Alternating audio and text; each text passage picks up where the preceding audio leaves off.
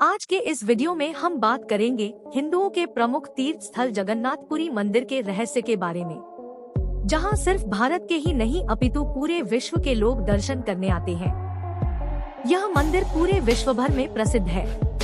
भगवान जगन्नाथ के इस मंदिर की बनावट में आज भी ऐसे कई रहस्य छुपे हैं, जिसे आज के समय का विज्ञान भी पता नहीं लगा पाया है।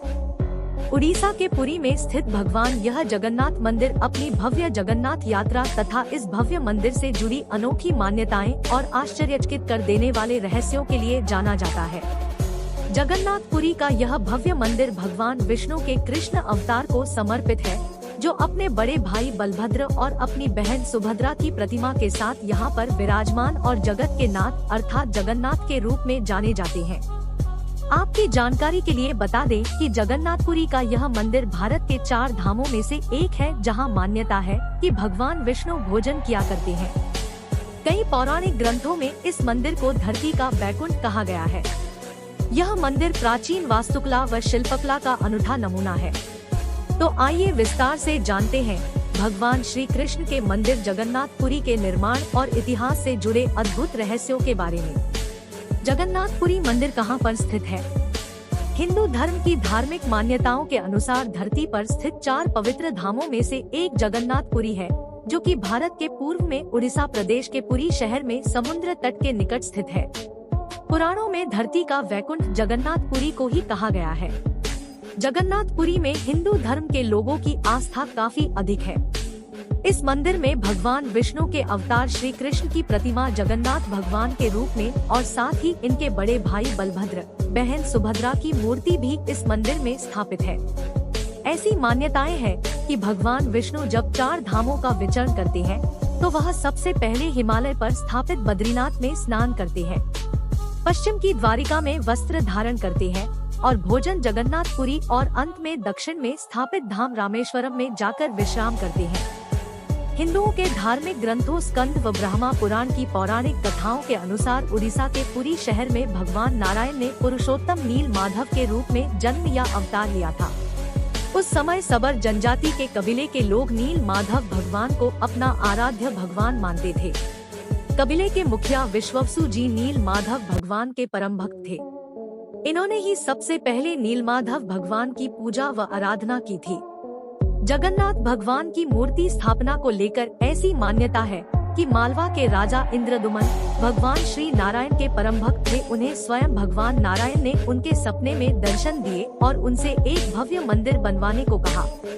भगवान नारायण ने राजा इंद्रदुमन को सपने में बताया कि तुम्हें पुरी के समुद्र किनारे पर तुम्हें एक लकड़ी का लट्ठा मिलेगा और उसी से मूर्ति का निर्माण करवाना।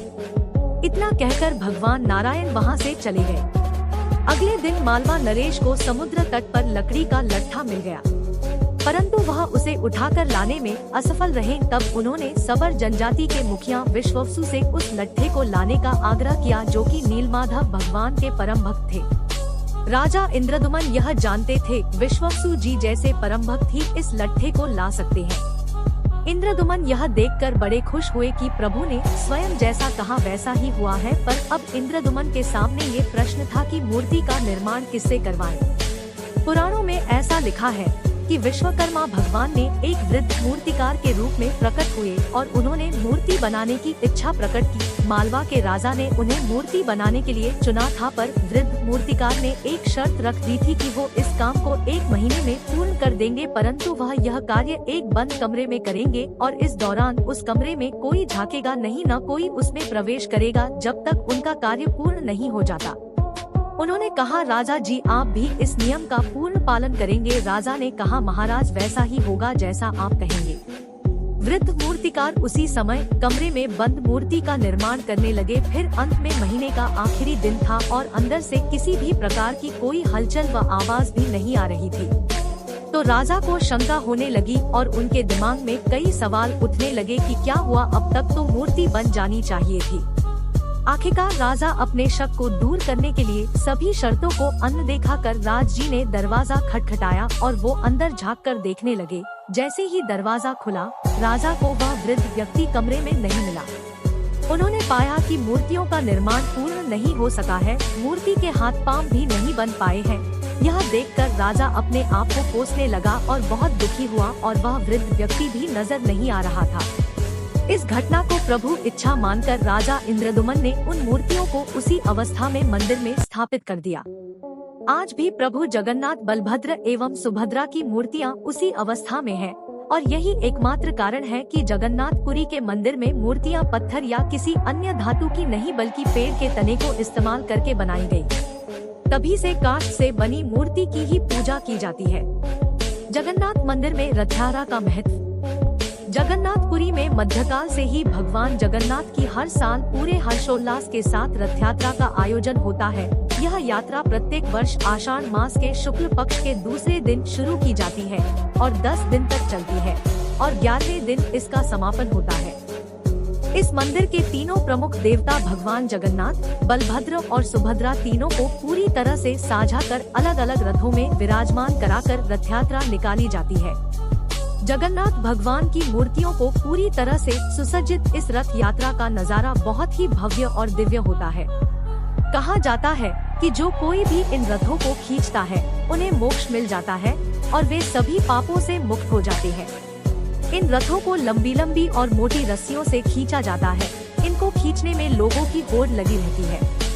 जगन्नाथपुरी की रथ यात्रा की तैयारी 3 माह पहले ही कर ली जाती है। भगवान जगन्नाथ मंदिर के रहस्य जिन्हें देखकर आज के वैज्ञानिक भी आश्चर्यचकित हैं। भगवान जगन्नाथ मंदिर की जितनी आस्था पूरे विश्व में व्याप्त है, उतने ही रहस्य इस मंदिर में छिपे हुए हैं। आइए उन रहस्यों के बारे में विस्तार से जानते हैं। 1. सुदर्शन चक्र। जगन्नाथ मंदिर के सबसे शिखर पर भगवान नारायण का सुदर्शन चक्र मौजूद है। अष्ट धातु से निर्मित इस चक्र को नील चक्र भी कहा जाता है और ये इस तरह से निर्माण किया गया है कि इसको पुरी के किसी भी कोने से देखा जा सकता है और किसी भी दिशा से देखो तो आपको ऐसा लगेगा कि इस चक्र का मुंह आपकी ही तरफ है। 2. शिखर पर स्थित ध्वज हमेशा हवा के विपरीत दशा में लहराता है। जगन्नाथ मंदिर का सबसे बड़ा रहस्य ये है कि मंदिर के शिखर पर स्थित ध्वज हवा के हमेशा विपरीत दशा में लहराता है। ऐसा क्यों होता है, इसका पता आज तक नहीं चल पाया है।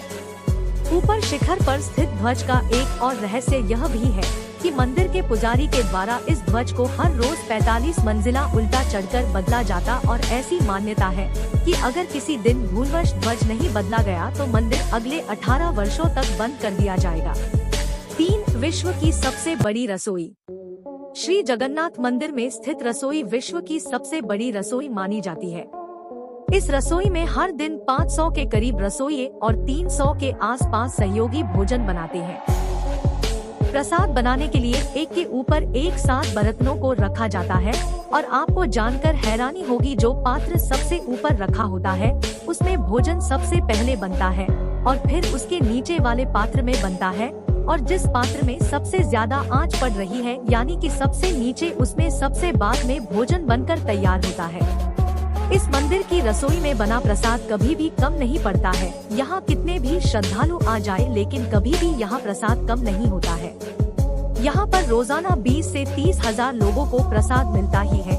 इनकी संख्या चाहे लाखों तक भी बढ़ जाए पर कभी भी ऐसा नहीं हुआ कि प्रसाद कम हुआ हो। 4. जगन्नाथ मंदिर के गुंबद पर नहीं बैठते हैं पक्षी। मंदिर व मस्जिदों के गुंबदों पर आमतौर पर पक्षियों के झुंड देखे जा सकते हैं, पर तुम यहाँ पर जगन्नाथ मंदिर के गुंबदों पर आपको एक भी पक्षी नहीं दिखेगा। इस मंदिर के ऊपर इर्द गिर्द भी नहीं उड़ते हैं पक्षी, यहाँ तक कि इसके ऊपर कोई हवाई जहाज या हेलीकॉप्टर भी नहीं उड़ते। 5. जगन्नाथ मंदिर की छाया नहीं बनती है। यह दुनिया सबसे ऊंचा और सुंदर मंदिर है। इसकी ऊंचाई लगभग 214 फीट है और यह 4 लाख वर्ग फुट तक फैला भव्य मंदिर है। आश्चर्य की बात यह है कि इस मंदिर के गुंबद की छाया दिन के समय में कभी भी नहीं बनती है। 6. यह मंदिर समुद्र तट के निकट स्थित है। इस मंदिर की एक विचित्र बात यह है कि मंदिर समुद्र तट के निकट होने के बावजूद मंदिर में प्रवेश में करते के साथ ही समुद्र की लहरों की आवाज सुनाई नहीं देती है। एक बार जब आप अपने कदम इसके सिंह द्वार में प्रवेश करेंगे तो देखेंगे कि समुद्र की लहरों की आवाज गायब हो जाती है और जैसे ही इस द्वार से बाहर निकलोगे तो आवाज फिर दोबारा आने लगेगी, है ना? कितनी आश्चर्य की बात। 7. जगन्नाथपुरी मंदिर में चलती है विपरीत दिशा में हवा। समुद्री के तटीय क्षेत्रों में हवा लहरों की दिशा में चलती है, यानी हवा समुद्र से जमीन की ओर चलती है। विज्ञान के नियम के अनुसार भी ऐसा ही होना चाहिए, परंतु यहाँ उड़ीसा के पुरी में हवा जमीन से समुद्र की ओर चलती है। 8 मूर्तियों का निर्माण दोबारा किया जाता है। हर 12 साल में भगवान जगन्नाथ, बलभद्र और सुभद्रा की काष्ठ, लकड़ी के लट्ठे की मूर्तियों का निर्माण दोबारा किया जाता है और उनको पहली बनी मूर्तियों के साथ बदल दिया जाता है। आश्चर्य की बात यह है कि नई मूर्तियां बनने के बावजूद इनका स्वरूप, आकार, रंगरूप, लंबाई, चौड़ाई सब कुछ एक जैसा ही रहता है। 9 जगन्नाथपुरी मंदिर के ब्रह्मा पदार्थ का रहस्य। जगन्नाथपुरी मंदिर के रहस्य में आश्चर्यचकित कर देने वाला एक सबसे बड़ा रहस्य ब्रह्मा पदार्थ का रहस्य है। इस प्रक्रिया में भगवान जगन्नाथ व अन्य मूर्तियों को जब 12 वर्ष बाद बदला जाता है और पूरे शहर में अंधेरा कर दिया जाता है, पूरे शहर की बिजली बंद की दी जाती है, मंदिर में अंधेरा कर दिया जाता है, मंदिर की सुरक्षा चारों तरफ से पुख्ता की जाती है। इसके पश्चात एक गुप्त अनुष्ठान नवकलेवर करवाया जाता है और चुनिंदा पुजारियों की आंखों पर रेशम की पट्टियां बांधकर मंदिर में भेजा जाता है। इन मूर्तियों में से एक प्रकार का ब्रह्मा पदार्थ निकाला जाता है जिसको आज तक किसी ने भी नहीं देखा है। उसको नई मूर्तियों में सावधानी पूर्वक स्थापित कर दिया जाता है। कहा जाता है कि इस पदार्थ में इतनी ऊर्जा है कि इसको देखने वाला व्यक्ति अंधा हो सकता है और मर भी सकता है। वैसे किसी ने उसे आज तक देखा नहीं है। सदियों से यह प्रक्रिया चली आ रही है। दिव्य ब्रह्मा पदार्थ को स्थानांतरित करने वाले पुजारियों के अनुभव की माने तो उन्हें लगता है कि मानो कोई वे किसी जीवित चीज को हाथ में ले रहे हैं। वह पदार्थ किसी खरगोश की तरह फुदकता रहता है।